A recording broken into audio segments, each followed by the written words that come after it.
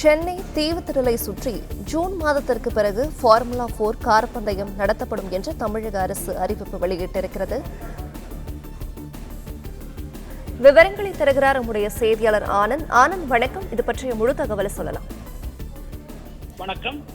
சென்னை தீவுத்திடலை சுற்றி formula 4 car race வருகிற June மாதத்திற்கு பிறகு நடத்தப்படும் என தமிழ்நாடு அரசு சென்னை உயர்நீதிமன்றத்தில் தெரிவித்திருக்கிறது.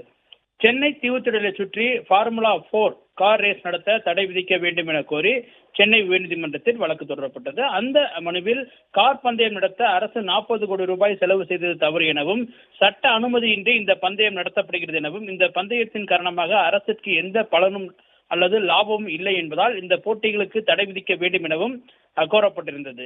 இந்த வழக்கு உயர்நீதிமன்ற நீதிபதிகள் ஆர் மகாதேவன் மற்றும் முகமது ஷஃபீக் ஆகியோர் அடங்கிய அமர்வில் இன்று மீண்டும் விசாரணைக்கு வந்தது. அப்பொழுது கார் பந்தயம் நடத்துவது குறித்து அரசின் நிலைப்பாடு என்ன என தமிழக அரசிடம் நீதிபதிகள் கேள்வி எழுப்பினர்.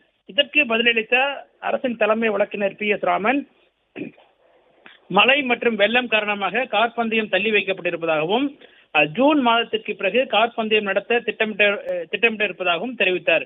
மேலும் பந்தயம் நடத்த ராணுவம் மற்றும் கடற்படையிடம் தடையில்லா சான்றிதழ் பெறப்பட்டிருப்பதாகவும், ஓமந்தூரார் மருத்துவமனையிலிருந்து பந்தய வழித்திடம் 100 மீட்டர் தூரத்தில் உள்ளதால் அந்த இடத்தை கடக்கும் பொழுது ஒலி கட்டுப்பாட்டு கடைபிடிக்கப்படும் எனவும் மருத்துவமனையும் இது தொடர்பாக அனுமதி அளித்திருப்பதாகவும் தெரிவித்தனர். இந்த வாதத்திற்கு பிறகு வழக்கினுடைய தீர்ப்பினை வருகிற வெள்ளிக்கிழமை என்று பிறப்பிப்பதாக நீதிபதிகள் தெரிவித்து விசாரணையை வரும் வெள்ளிக்கிழமை என்று தள்ளி வைத்துள்ளனர்.